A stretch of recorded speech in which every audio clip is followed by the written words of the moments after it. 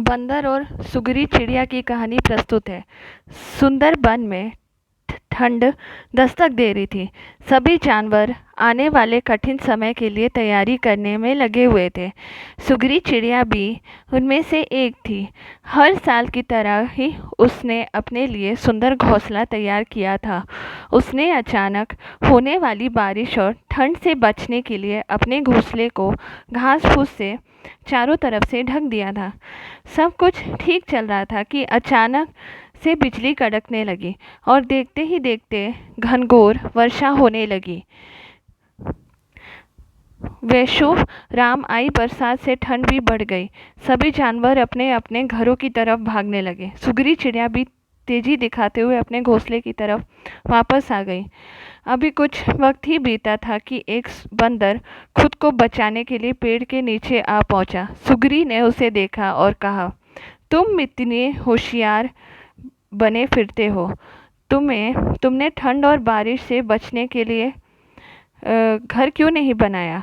यह सुनकर बंदर को गुस्सा आ गया, लेकिन वो चुपचाप बैठा रहा और पेड़ की आड़ में खुद को बचाने का प्रयास करता रहा। थोड़ी देर शांत रहने के बाद सुगरी फिर बोली, तुमने पूरी गर्मी आलस्य में के इधर उधर बिता दी।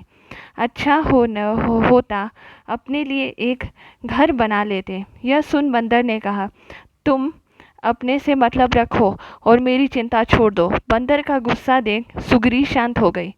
बारिश रुकने का नाम ही नहीं ले रही थी और हवाएं भी तेज चल रही थी। बेचारा बंदर ठंड से कांप रहा था और अपने आप को ढकने की पूरी कोशिश कर रहा था। पर सुगरी ने तो मानो उसे छेड़ने का कसम ही खा रखी थी। वह फिर बोली, काश तुमने थोड़ी अकल दिखाई होती तो आज इस हालत में काश तुमने थोड़ी अकल दिखाई होती। सुगरी ने अपनी बात खत्म भी नहीं की कि बंदर बौखलाते हुए बोला, एकदम चुप। अपना ये बार बार फुसफुसाना बंद करो। ये ज्ञान की बात करो और पंडित बनने की कोशिश मत करो। सुगरी चुप हो गई। अब तक काफ़ी पानी गिर चुका था और बंदर भी भीग चुका था। ठंड के मारे वो कांप रहा था।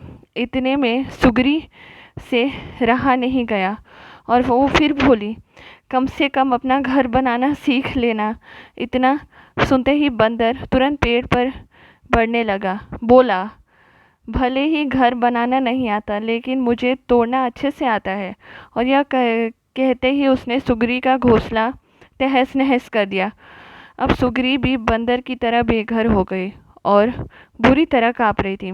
कहानी की शिक्षा। दोस्तों, ऐसा बहुत बार होता है कि लोग मुसीबत में पड़े व्यक्ति की मदद करने के बजाय उसे दुनिया भर की नसीब देने लगते हैं। वयस्क होने के नाते हर कोई अपनी स्थिति के लिए खुद जिम्मेदार है। हम उसके शुभचिंतक के रूप में उसे एक बार सलाह दे सकते हैं, पर उसकी कमी के लिए उसे बार बार कोसना हमें सुगरी चिड़िया की हालत में पहुंचा सकता है। इसलिए किसी मुसीबत में पड़े व्यक्ति की मदद कर सकते हैं तो कीजिए। उसे बेहतर से बेहतर उपदेश मत दीजिए। अगर आपको मेरी यह कहानी पसंद आई तो प्लीज़ मेरे चैनल को लाइक शेयर सब्सक्राइब करें, नोटिफिकेशन बेल आइकन को भी प्रेस करें। बहुत बहुत धन्यवाद।